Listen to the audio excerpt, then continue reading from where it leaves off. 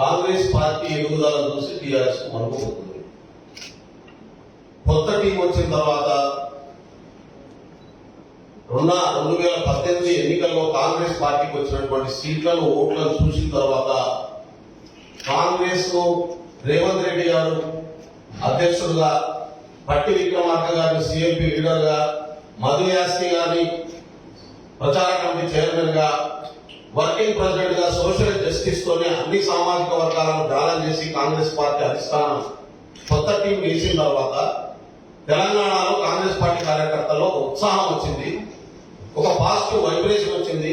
Congress party అధికారంలోకి ఖచ్చితంగా వస్తుందనే విశ్వాసం ప్రజల్లో వచ్చింది. ఈ వాతావరణాన్ని చెడగొట్టడం కోసం, ఈ వాతావరణాన్ని దెబ్బతీయడం కోసం రాజకీయంగా పోటీ పడుతున్నటువంటి అధికారంలో ఉన్నటువంటి, రాష్ట్రంలో అధికారంలో ఉన్నటువంటి టీఆర్ఎస్, కేంద్రంలో అధికారంలో ఉన్నటువంటి బీజేపీ పార్టీ నిరంతరం కాంగ్రెస్ నాయకుల విమర్శలు తిరుగుడు తప్ప జనాల దగ్గరికి పోయే పర్లేదు. ఒకవైపు రేవంత్ రెడ్డి గారి నాయకత్వంలో కాంగ్రెస్ పార్టీ శ్రేణులు ప్రజల దగ్గరికి వెళ్తున్నాం, మేము ప్రజల్ని కన్విన్స్ చేసే ప్రయత్నం చేస్తున్నాం. 70 సంవత్సరాలుగా కాంగ్రెస్ చేసినటువంటి మంచి పనులు చెప్తా ఉన్నాం. కాంగ్రెస్ పార్టీ తీసుకున్నటువంటి నిర్మాణాత్మకమైనటువంటి అభివృద్ధిని చెప్పేటటువంటి ప్రయత్నం చేస్తా ఉన్నాం. టీఆర్ఎస్ పార్టీ చేస్తున్నది కాంగ్రెస్ నాయకులు ఎవరిని పొందుదాం, కాంగ్రెస్ పార్టీ నాయకులు ఎవరిని తీసుకోవడం ద్వారా కాంగ్రెస్ బలహీనం చేద్దాం అనేటటువంటి ఏకైక ఎజెండాతో టీఆర్ఎస్ బీజేపీ పనిచేస్తున్నాయి. అదే పని పెట్టుకున్నాయి. జనం దగ్గరికి పోవడం చేత కాదు, జనం సమస్యలు పరిష్కరించడం చేత కాదు, జనంకు ఉన్నటువంటి ఇబ్బందులు తీర్చడం చేత కాదు. రాష్ట్రంలో వీళ్ళు ఫెయిల్ అయ్యారు, కేంద్రంలో వాళ్ళు ఫెయిల్ అయ్యారు. ఇద్దరు ఎజెండా ఒకటే. నాయకులను కాంగ్రెస్ పార్టీ తయారు చేసుకుంటుంది. బలహీనత ఉన్నటువంటి వాళ్ళను సరెండర్ చేసుకుని నయాను భయాను అదిరించో బెదిరించో దగ్గర తీసుకుని కాంగ్రెస్ పార్టీకి ఉన్నటువంటి పాజిటివ్ వాతావరణాన్ని చెడగొట్టాలనేటటువంటి ప్రయత్నం రేవంత్ రెడ్డి గారు పిసిసి అధ్యక్షుడైనటువంటి మరణాన్ని నుంచి నిరంతరం చేస్తున్నటువంటి పరిస్థితులు. ఒక దళిత నాయకుడైనటువంటి పట్టి విక్రమార్క గారిని సిఎల్పి లీడర్ కాంగ్రెస్ పార్టీ అధిష్టానం నియమిస్తే ఆయనను దళితులు వెనకాల చూసుకుంటా అని చెప్పి కాంగ్రెస్ నాయకులను రెచ్చగొట్టి పైసలు ఇచ్చి 12 మంది ఎమ్మెల్యేలను కోరుకొని అపోజిషన్ పార్టీ హోదాను తగ్గించింది టీఆర్ఎస్ పార్టీ. ఆ రోజు చెప్తా ఉన్నాం, రాజ్యాంగానికి వ్యతిరేకంగా, చట్టానికి వ్యతిరేకంగా, ప్రజలు ఇచ్చినటువంటి ఓటు హక్కు వ్యతిరేకంగా టీఆర్ఎస్ పార్టీ వివరించింది. కేసీఆర్ గారు నీతులు చెప్తారు, బాగా పెద్ద పెద్ద నీతులు చెప్తారు, పెద్ద పెద్ద మాటలు మాట్లాడతారు. ఈడనేమో ఫెయిల్ అయ్యాడు, ఢిల్లీనేమో కొడతా అంటాడు, ఆడనేమో ఢిల్లీలో ఆడ ఫెయిల్ అయ్యాడు, వీళ్ళని కొడతా అంటాడు. ఈ మ్యాచ్ ఫిక్సింగ్ గేమ్లను సక్సెస్ఫుల్ గా కాంగ్రెస్ పార్టీ వాళ్ళ ఎక్స్పోజ్ చేస్తా ఉంటే, ఇవాళ రోజు రోజుకు కాంగ్రెస్ పార్టీ బలోపేతం అవుతా ఉంటే, అన్ని రకాల సర్వేలు కాంగ్రెస్ అనుకూలంగా వస్తా ఉంటే, 75 సీట్లు గెలవబోతుందనే విషయం తెలుస్తా ఉంటే, ఈ వాతావరణాన్ని చెడగొట్టాలి, ఈ పని విధానాన్ని డిఫ్యూజ్ చేయాలి, కాంగ్రెస్ పార్టీ కార్యకర్తల మనోభావాన్ని దెబ్బతీయాలి, వాళ్ళ సంకల్పాన్ని బలహీనపరచాలనేటటువంటి కుట్రలు ఇవాళ రోజు రోజుకు ఇంటెన్సిఫై చేస్తున్నటువంటి పరిస్థితులు. ఇవాళ అదే పని చేస్తూ ఉంటారు.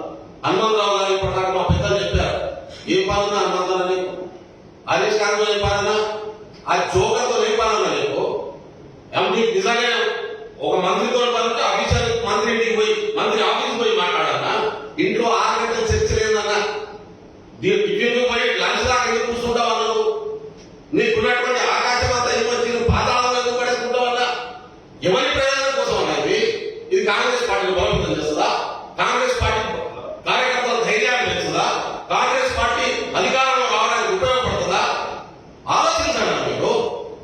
నేను అంటున్నాను, ఏమంటే చాలా సీనియర్లు చాలా కాలం పనిచేసిన చీఫ్ మీకు ఇస్తాం, మీకు ఇచ్చే గౌరవాన్ని మీరు తీసుకుంటాం. రేవంత్ రెడ్డి గారిని పిసిసి నియమించడం నీకు ఇష్టం లేకపోతే మీరు రాజ్యసభ ఎంపీ చేసి 1-2 సార్లు ఢిల్లీ మీకు గెలవదు కాదు, సోనియా గాంధీ మీకు గెలవదు కాదు, రాహుల్ గాంధీ మీకు పరిచయం లేదు కాదు, ప్రతి ఒక్కరు మీకు తెలుసు. పోయినాడు కూర్చోండా, సోనియా గాంధీ గారు సంతకం పెట్టి ఏఐసిసి అధ్యక్షురాలు ఇచ్చిన నిర్ణయాన్ని తప్పుపట్టడం అంటే కాంగ్రెస్ అధిష్టానాన్ని వ్యతిరేకించడం తప్ప ఇంకోటి కాదు. కాంగ్రెస్ అధిష్టానం నిర్ణయాన్ని వ్యతిరేకంగా పనిచేసినటువంటి వాడిని ఏమనాలో మీరు ఆలోచించండి. మేము అనుమతులనే అడుగుతున్నాం. మీరైతే ఏమనేటోళ్ళు, కాంగ్రెస్ పార్టీని బలహీనపరచటోని ఏమనాలి, కాంగ్రెస్ అధిష్టాన నిర్ణయానికి వ్యతిరేకంగా పనిచేసుకోవాలని ఏమనాలి, కాంగ్రెస్ పార్టీ కార్యకర్తల మనోభావాన్ని దెబ్బతీసుకోవాలను, సంకల్పాన్ని దెబ్బతీసుకోవాలను, అధికారంలో ఆనయంతో చేసుకోవడం జరుగుతున్న కుట్రలో భాగస్వామ్యం అవుతున్న వాళ్ళను ఏమనాలన్నా, ఏమంటారు వాళ్ళని? ఇవాళ టీఆర్ఎస్ బీజేపీ ట్రాప్ లో పడ్డటువంటి వాళ్ళు అనుకోవాలా లేదా? ఎవరి రాజకీయ ప్రణాళిక మనకు తెలియదా అన్న? జగ్గన మాట్లాడుతున్నారు, వర్కింగ్ ప్రెసిడెంట్ అన్న, మీరు బిఎస్సీ కూర్చొని మాట్లాడండి, 1-10 సార్లు మాట్లాడండి, గలవాటిని అనుకోండి, అంగీలు నింపుకోండి, లాభం నింపుకోండి, ఇది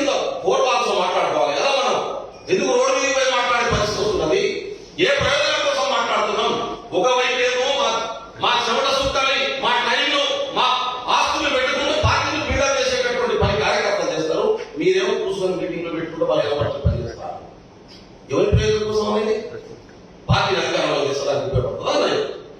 నేను అంటా ఉన్నాను, నేను నా లైన్ చెప్తున్నాను, ఈ లైన్ మీడియా ఎందుకు చెప్పాలన్నా? మీడియా కావాల్సిన పరిస్థితి క్రియేట్ చేసింది మీరు.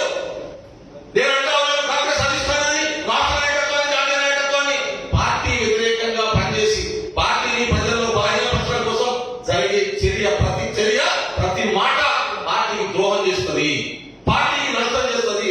పార్టీకి నష్టం చేసేటటువంటి వాడు ఎంత పెద్దవాడన్నా ఖచ్చితంగా చర్య తీసుకోవాల్సినటువంటి బాధ్యత ఇవాళ రేవంత్ రెడ్డి గారి మీద ఉన్నది, బట్టి విక్రమార్క గారి మీద ఉన్నది, క్రమశిక్షణ సంఘం చైర్మన్ గా ఉన్నటువంటి మా చిన్నారెడ్డి గారి మీద ఉన్నది.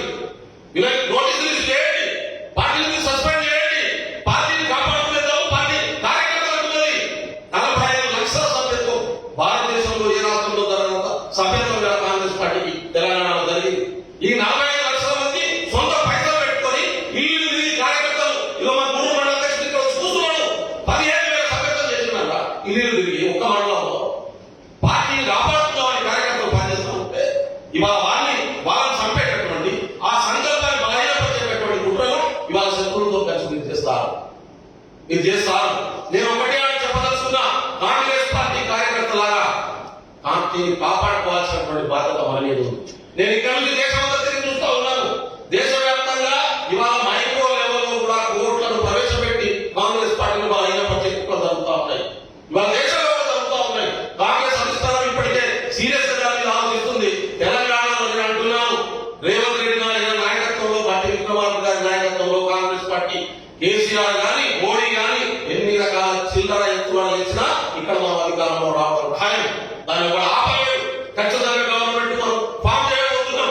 ఈ ఫామ్ చేయకుండా ఉండడం కోసం అయితే ప్రతి ఎత్తులను తిప్పి కొడదాం, పార్టీని బలోపేతం చేస్తాం. పార్టీని బలహీనపరిచినోడు మనోడైనా మందోడైనా కావాలి గారు చెప్పినట్టు 3 కోట్ల లోపు పార్టీ పడడానికి సిద్ధం కావాల్సినటువంటి అవసరం ఉంది. మనం పార్టీని కాపాడుకోవడం ద్వారానే సాధ్యమవుతుంది.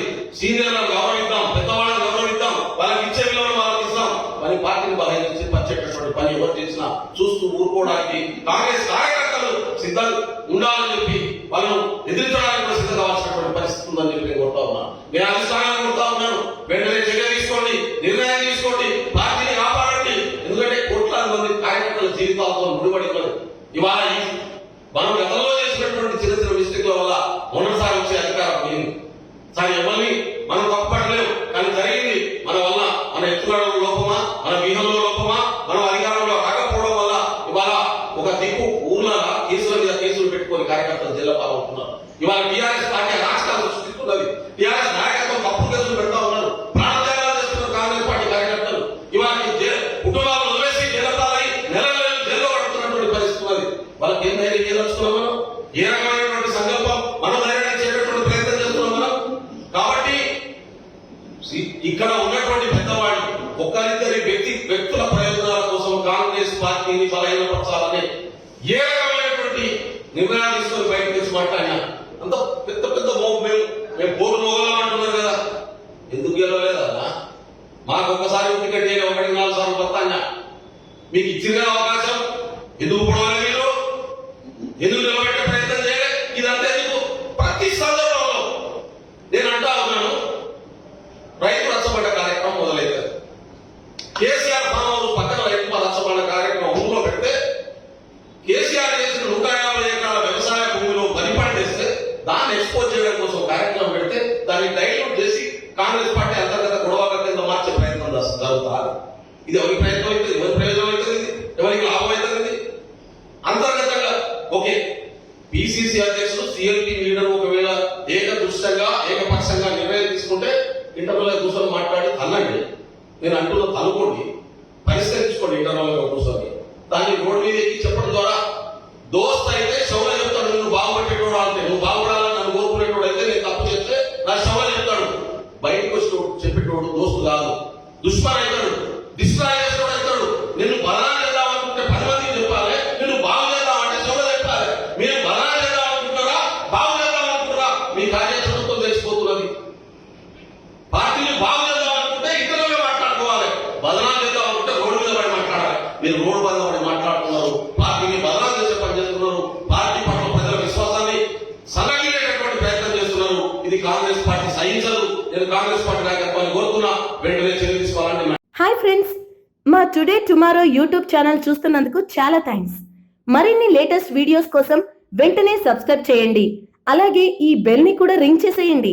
మా నోటిఫికేషన్స్ అన్ని మీ మొబైల్లో వస్తాయి. అలాగే మా వీడియోస్ మీకు నచ్చితే లైక్ చేయండి, షేర్ చేయండి, నచ్చకపోతే కామెంట్ చేయండి.